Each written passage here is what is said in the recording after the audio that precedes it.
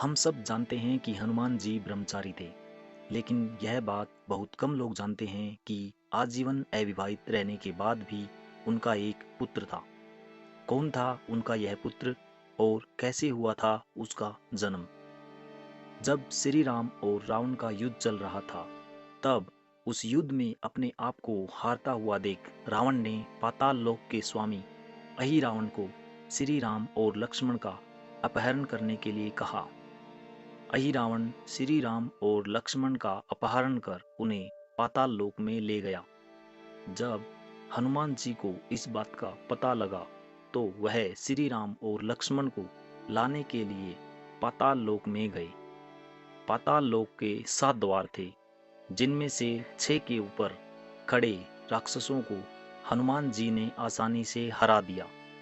लेकिन 7वें द्वार पर हनुमान जी को एक वानर पहरा देते हुए दिखाई दिया, जो देखने में हनुमान जी जैसा ही था। हनुमान जी का उस वानर के साथ युद्ध हुआ। वह हनुमान जी जितना ही शक्तिशाली था। हनुमान जी उस वानर की बहादुरी से बहुत प्रसन्न हुए और उसका परिचय पूछा। उस वानर ने अपना नाम मकरध्वज बताया और अपने पिता का नाम हनुमान बताया। इस पर हनुमान जी बहुत क्रोधित हो गए और कहा कि मैं तुम्हारा पिता कैसे हो सकता हूँ? मैं तो आजीवन ब्रह्मचारी रहा हूँ।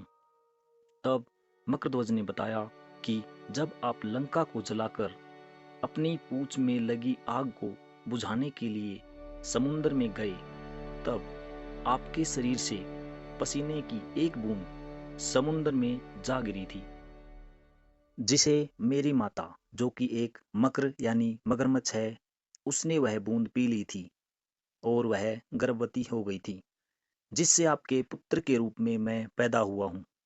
यह सुनकर हनुमान जी बहुत प्रसन्न हुए और उन्होंने अपने पुत्र मकरध्वज को सीने से लगा लिया। हनुमान जी ने अहिरावण को हराकर राम और लक्ष्मण को पाताल से बचाया और अपने पुत्र मकरध्वज को पाताल का नया राजा घोषित कर दिया।